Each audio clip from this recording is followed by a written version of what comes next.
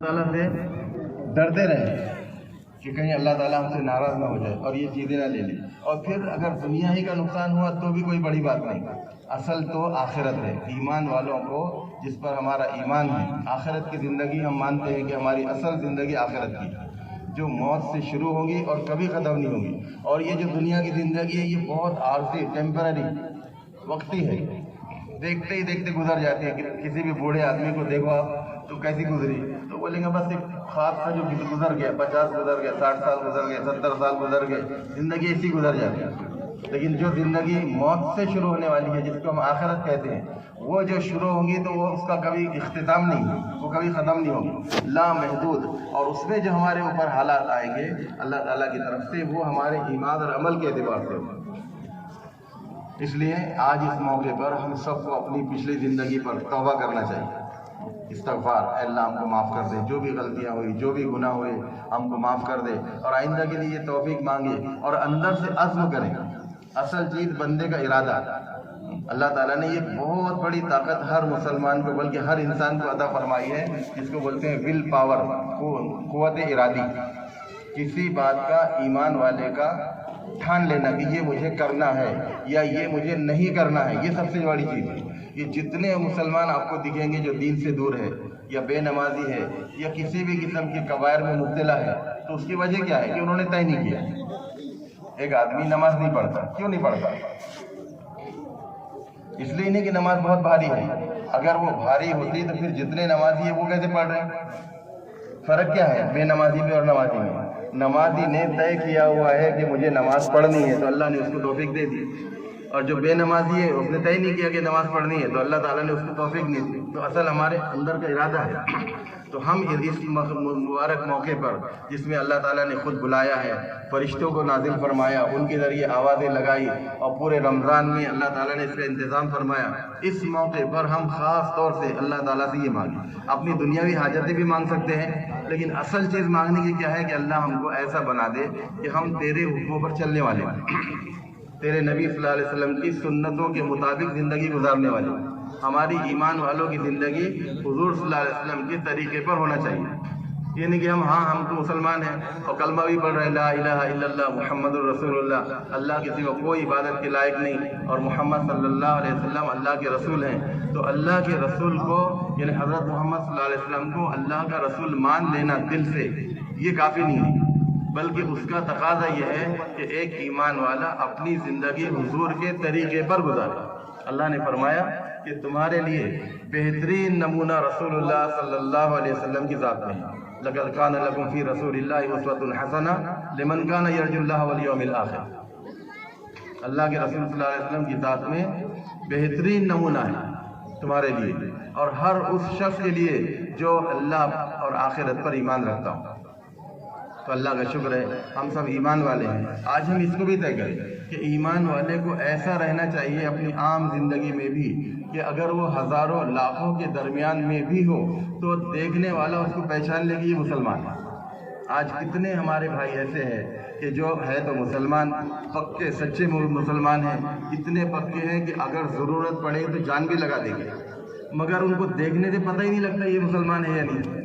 ख़ास तौर से जब वो मस्जिद के बाहर होते हैं या ईदगाह के बाहर होते हैं, अपने दफ्तर में, अपने बिजनेस में, अपने बाज़ार में या सफ़र में, तो उनको देखने से मालूम नहीं होता जब तक कि तारुफ ना हो, सलाम कलाम ना हो। तो ये हमारी बहुत बड़ी कमज़ोरी की बात है।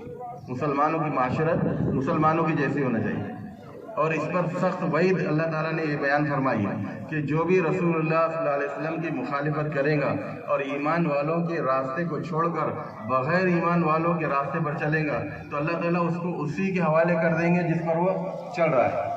और लेकिन उसके लिए सख्त वईद क्या, वसाअत मशीरा, और उसके लिए इन्हें बहुत बुरा ठिकाना है, यानी जहन्नम। वमन युशाक़िक़ि रसूल मिन बअदि मा तबय्यन लहुल हुदा व यत्तबि गैर सबीलिल मुमिनीन नुवल्लिहि मा तवल्ला व नुस्लिहि जहन्नम। अल्लाह उसको जहन्नम में झोंक देगा। इसलिए इसको भी तय करें कि हमारा कल्चर, हमारी माशरत, हम इस मामले में आज़ाद नहीं है, हम कैसे भी रहें, बल्कि एक मुसलमान को ऐसे रहना चाहिए कि देखने वाला चाहे कोई हो वो उसको ये कह दे, अंदर से उसका दिल बोले कि मुसलमान, उसका हुलिया ऐसा होना चाहिए, उसका चेहरा ऐसा होना चाहिए। اور یہ اصل مقصد ہے. ورنہ یہ بات کہ حضرت محمد صلی اللہ علیہ وسلم اللہ کے رسول ہیں، یعنی جو ہم کلمہ پڑھ رہے ہیں محمد الرسول اللہ، تو یہ تو ایسی بات ہے کہ صرف مسلمان نہیں، ساری دنیا کے سارے مذاہب کے ماننے والے سب اس کو مانتے ہیں کہ محمد صلی اللہ علیہ وسلم اللہ کے رسول ہیں. کوئی بھی انکار کرنے والا نہیں. اپنی اپنی زبان میں اگر انگریز ہے تو وہ بولے گا محمد پروفٹ، یعنی وہی مفہوم اس کا وہی رسول ہے. تو سب مانتے ہیں. اگر ہم مسلمانوں نے بھی اتنا ہی مان لیا کہ محمد صلی اللہ علیہ وسلم اللہ کے رسول ہے تو یہ کون سی کمال کی بات ہے. یہ تو بغیر ایمان والے بھی بول رہے ہیں کہ حضرت محمد صلی اللہ علیہ وسلم کون ہے. پر اتنا فرق ہے کہ وہ اپنا نبی نہیں مانتے، تمہارے نبی بول دیتے کہ تمہارے نبی محمد ایسے ہے اور ویسے ہے، جو بھی کرتے ہیں. اعتراض کرنے والے بھی اعتراض بھی بہت کیے گئے ہیں حضور صلی اللہ علیہ وسلم اور کیے جاتے رہیں گے. تو وہ بھی بولتے ہیں کہ محمد رسول اللہ اللہ کا رسول ہی مان کر اعتراض کرتے ہیں کہ تمہارے نبی ایسے کرتے تھے. اگر اعتراض کرنے والے کرتے ہیں تو وہ بھی نبی مان کر اعتراض کرتے ہیں. اور یہ ایک انسانی فطرت ہے کہ جو آدمی جتنا زیادہ مشہور ہوتا ہے اس پر اتنے ہی زیادہ اعتراض کیے جاتے ہیں. تو دنیا میں سب سے بڑی مشہور شخصیت جو ہے رسول اللہ صلی اللہ علیہ وسلم کی. تاریخ انسانی میں کوئی شخصیت ایسی نہیں گزری جن کو آپ صلی اللہ علیہ وسلم سے زیادہ شہرت ملی ہو. اور آپ صلی اللہ علیہ وسلم کو تو شہرت ایسی ملی ہے کہ آپ کا ابھی دنیا میں ظہور نہیں ہوا تھا، اس سے پہلے سے آپ صلی اللہ علیہ وسلم کا نام مشہور کیا گیا اللہ تعالیٰ کی طرف سے. اللہ نے قرآن میں فرمایا وَرَفَعْنَا لَكَ ذِكْرَكَ کہ ہم نے آپ کے ذکر کو بہت بلند کیا ہے. تو اللہ تعالیٰ نے ایسا انتظام فرمایا کہ حضور صلی اللہ علیہ وسلم سے پہلے جتنے انبیاء آئے سب نے اپنی اپنی قوموں کو حضرت محمد صلی اللہ علیہ وسلم کا تعارف کرایا. آپ کی ذات کا تعارف، آپ کی امت کا تعارف، ان کے فضائل، ان کے مناقب بتائے. آدم علیہ السلام جو جد اعلیٰ ہے اور سارے انسانوں کے باپ ہے، سب سے پہلے انہوں نے تعارف کرایا کہ میری اولاد میں سے ایک نبی آخر میں ایسے ایسے آئے گا. زمین پر آنے سے پہلے اللہ تعالیٰ نے ان کا تعارف کرا دیا جنت میں سے، جب ہی ان کو پتہ لگ گیا تھا کہ میری اولاد میں سے ایک ایسے نبی ہوں. تو حضور صلی اللہ علیہ وسلم کی ذات تو ایسی ہے کہ آپ صلی اللہ علیہ وسلم کی شہرت یہ پہلے سے آ رہی ہے. آدم علیہ السلام سے لے کر جتنے 1,24,000 نبی، یہ مشہور روایت ہے، اور ایک روایت کے مطابق 2,68,000 نبی دنیا میں آئے. سب نے اپنے اپنے زمانوں میں رسول اللہ صلی اللہ علیہ وسلم کی بات اور تعارف کرایا ہے. تو حضور صلی اللہ علیہ وسلم کا تعارف یعنی یہ بات کہ آپ اللہ کے رسول ہیں یہ سب مانتے ہیں. اگر ایک مسلمان ہے یعنی ہم اور آپ، ہم بھی صرف اتنا ہی کہتے ہیں کہ حضرت محمد صلی اللہ علیہ وسلم اللہ کے رسول ہے، تو ہم میں اور ان میں فرق کیا ہو؟ اللہ کا رسول تو وہ بھی مان رہے ہیں. فرق ہے عملی زندگی میں کہ ایک مسلمان اس امت کا ایک فرد جو یہ کہتا ہے کہ محمد صلی اللہ علیہ وسلم اللہ کے رسول ہے، محمد الرسول اللہ. اور یہ ہم جو کلمہ پڑھتے ہیں یہ بھی کلمہ اللہ نے قرآن میں نازل فرمایا محمد الرسول اللہ والذین معہ اشداء علی الکفار، یعنی اللہ نے تعارف کرایا کہ محمد صلی اللہ علیہ وسلم اللہ کے رسول ہے. اور جو آپ کے ساتھی ہیں وہ کیسے ہیں، ان کی پوری صفات بیان کی. تو یہ بات کہ محمد صلی اللہ علیہ وسلم اللہ کے رسول ہیں یہ ساری دنیا مانتی ہے. مسلمانوں کے اللہ کے رسول ماننے کا تقاضا یہ ہے کہ یہ اپنی زندگی کو آپ کے نمونے پر لائیں. ان کا اٹھنا بیٹھنا، کھانا پینا، سونا جاگنا، یہ جو کریں، شادی بیاہ، یہاں تک کہ لڑنا جھگڑنا بھی حضور کے طریقے پر ہونا. کیونکہ وہ ایک انسان کی فطرت ہے کہ انسان کا جب کوئی آدمی اپنی بے دینی کی وجہ سے اور اپنے ظلم کی عادت کی وجہ سے اگر کوئی کسی کا حق مارے گا تو جس کا حق مارا جا رہا ہے وہ اپنا حق وصول کرنے کے لیے اس سے لڑے گا، تو لڑائی جھگڑے بھی ہو جائیں گے. بلکہ یہ تو ایسی چیز ہے لڑائی جھگڑے کہ یہ اللہ تعالیٰ نے تمام حیوانات میں رکھی ہے. یہ صرف انسان نہیں، سب لڑتے ہیں.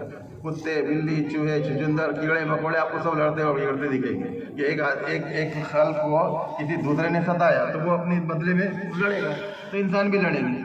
اور انسان کے بارے میں اللہ نے کیا خبر دی؟ وَكَانَ الْإِنسَانُ أَكْثَرَ شَيْءٍ جَدَلًا، کہ انسان یہ سب سے بڑا جھگڑالو ہے. مگر ایک ایمان والا، ایک مسلمان، اس کو کیسے ہونا چاہیے کہ اگر وہ لڑائی جھگڑا کرے تو اس میں بھی رسول اللہ صلی اللہ علیہ وسلم کی پیروی کرے.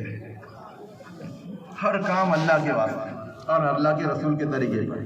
جس نے اللہ کے واسطے ہر کام کرنا سیکھ لیا اور اس کی محبت بھی اللہ کے واسطے اور اس کی دشمنی بھی اللہ کے واسطے، اس کا کچھ دینا وہ بھی اللہ کے واسطے اور اس کا نہیں دینا یہ بھی اللہ کے واسطے، تو اللہ کے رسول صلی اللہ علیہ وسلم نے اس کو سرٹیفکیٹ عطا فرما دیا کہ یہ پکا مومن ہے.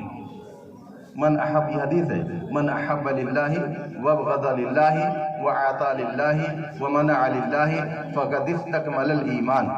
جس نے اللہ کے لیے محبت کی، اللہ ہی کے لیے بغض رکھا، اللہ ہی کے لیے دیا اور اللہ ہی کے لیے دینے سے رکا، بس اس نے اپنا ایمان کامل کر لیا۔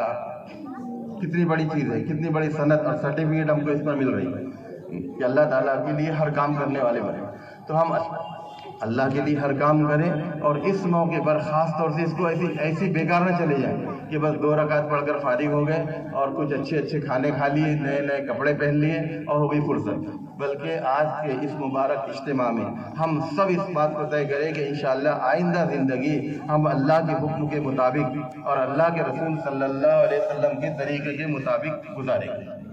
اندر سے طے کرنے کی بات ہے، جو عزم کر لیں گا کہ یہ کرنا ہے تو اللہ بھی اس کو توفیق دے دے گا۔ ہم ارادہ ہی نہ کریں اور ہم سے اگر کوئی کہے کہ بھائی تم ایسا کرو تو ہم بولتے دعا کرو، یعنی دوسرے کوئی کام بتا دیتے ہم کہ تم دعا کرو۔ مطلب یہ کہ اللہ تعالیٰ زبردستی ہم سے کرا لے، تو خوب یاد رکھیں کہ اللہ تعالیٰ ہم کو زبردستی دین پر نہیں چلائے گا۔ اللہ تعالیٰ زبردستی کر کے ہم کو دیندار نہیں بنائے گا، ورنہ اللہ کو اتنی قدرت ہے کہ وہ چاہے تو سارے انسانوں کے دلوں کو ایمان اور ہدایت سے بھر سکتا ہے۔ اس کے لیے کیا بڑی بات ہے، دلوں پر قبضہ تو اللہ کا ہے، دلوں پر کنٹرول اللہ کا ہے۔ دل ہے تو ہمارے پاس، ہمارے پہلو میں، لیکن قبضہ اپنا نہیں۔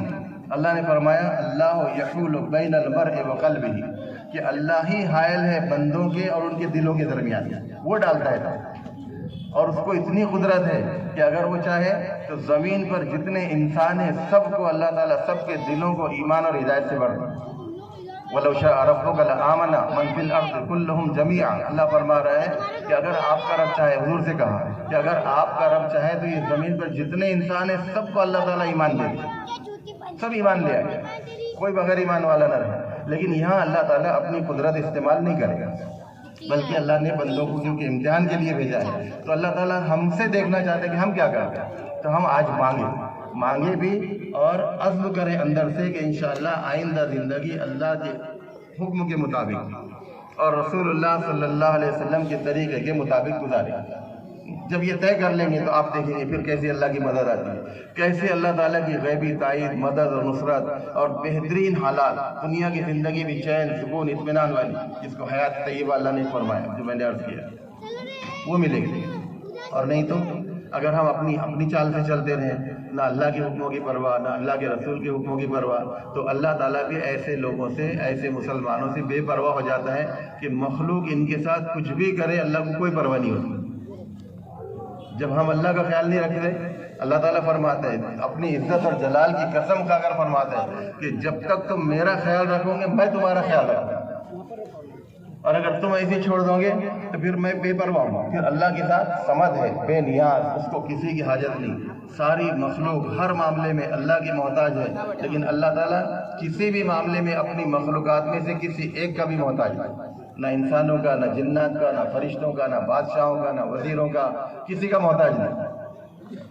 سب کچھ کرنے والی ذات اللہ ہے۔ اس لیے ہم سب طے کر لیں، اللہ تعالیٰ ہم سب کو عمل کی توفیق عطا فرمائے، اور یہ سبب کے طور پر اپنے آپ کو کامل دیندار بنانے کے لیے ایک محنت ہے جو چل رہی ہے تبلیغ کے نام سے، اس میں ہم جڑیں گے تو دین پر چلنا آسان ہو جائے گا۔ اس لیے کہ بار بار جب قرآن حدیث کی باتیں سامنے آتی ہے، ایمان تازہ رہتا ہے، اندر سے جذبات بنتے رہتے ہیں، اس میں ان اعمال دعوت پہ جڑنے کی کوشش کریں گے۔ اب امام صاحب آپ کو نماز کی ترتیب بتائیں گے، اس کے بعد نماز پڑھی ہوگی انشاءاللہ۔